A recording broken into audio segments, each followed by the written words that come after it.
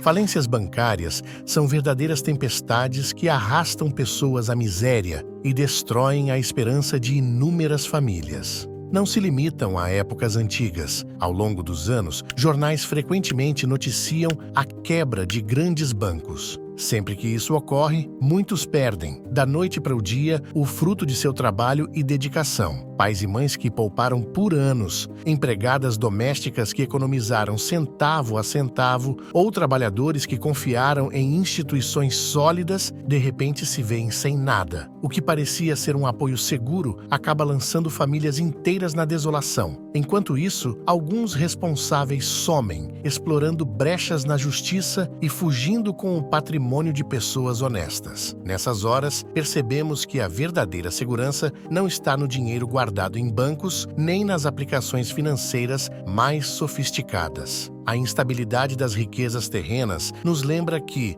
por mais que o ouro brilhe, ele não alimenta a alma, não cura as feridas do coração e não traz paz de consciência. Seu valor depende da cobiça humana e, quando essa falha, o que parecia sólido desmorona. Histórias de reis consumidos pela ganância ou de pessoas escravizadas por seus tesouros mostram que o apego ao dinheiro é uma prisão sem saída, desviando-nos do que realmente importa na vida. A fé cristã nos ensina a reconhecer uma riqueza diferente, que não se perde com a falência de bancos terrenos, nem está sujeita a fraudes humanas. Essa verdadeira riqueza consiste em transformar o que temos em instrumento de amor. A caridade concretizada na esmola não pode esperar, pois a fome e a sede são urgentes.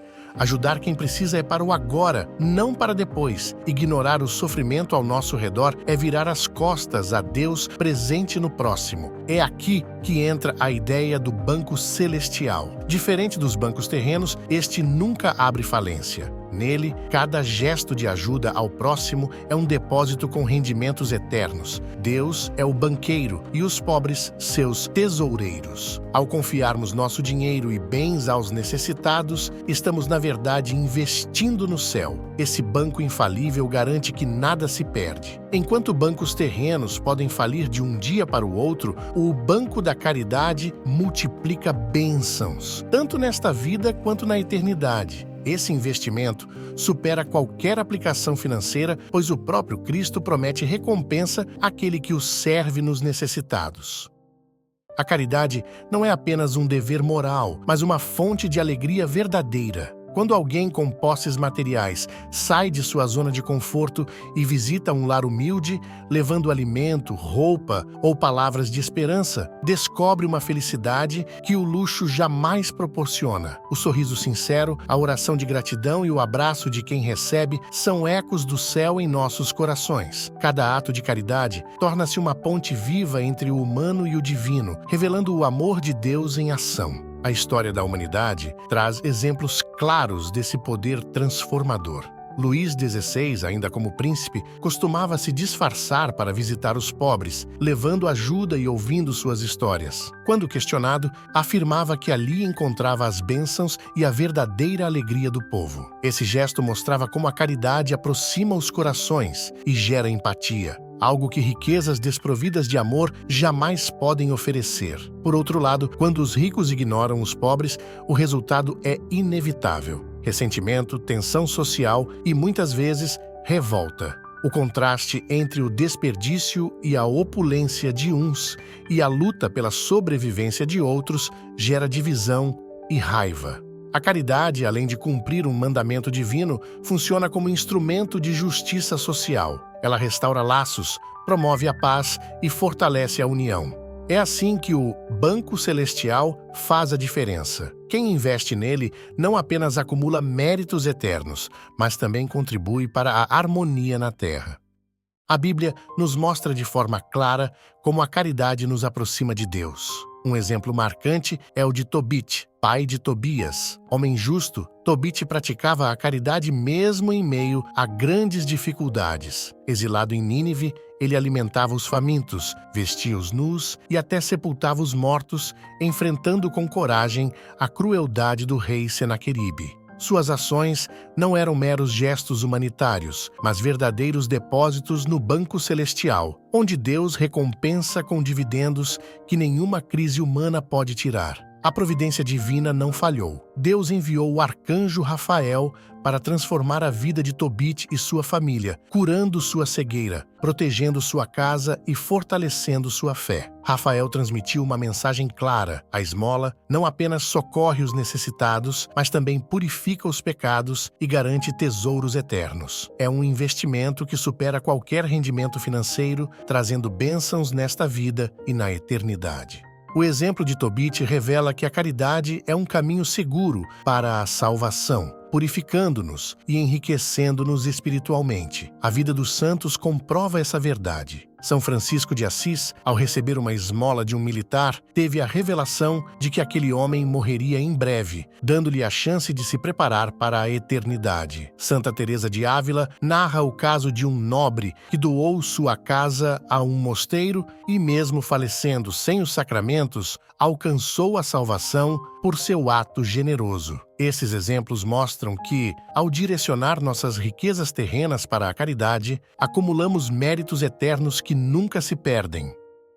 A questão social, amplamente debatida, encontra uma solução clara no ensinamento de Cristo. Aos ricos, cabe suprir as necessidades dos pobres. Aos pobres, cabe a paciência de suportar as provações, confiando em Deus. Se a esmola fosse praticada por todos, o mundo seria mais justo e pacífico. A desigualdade deixaria de ser fonte de revolta e se tornaria uma oportunidade para exercitar o amor ao próximo. A verdadeira função dos ricos não é acumular para si, mas agir como administradores dos bens que, em última instância, pertencem a Cristo. Suas riquezas não lhes foram dadas apenas para conforto próprio, mas para suprir as necessidades dos pobres e promover a justiça social. Assim, a riqueza não deve ser vista como um fim, mas como um meio de servir a Deus. Investindo recursos no banco celestial, obtém-se retornos espirituais e eternos que ultrapassam qualquer lucro terreno. A história revela que, onde há descaso, nascem tensões.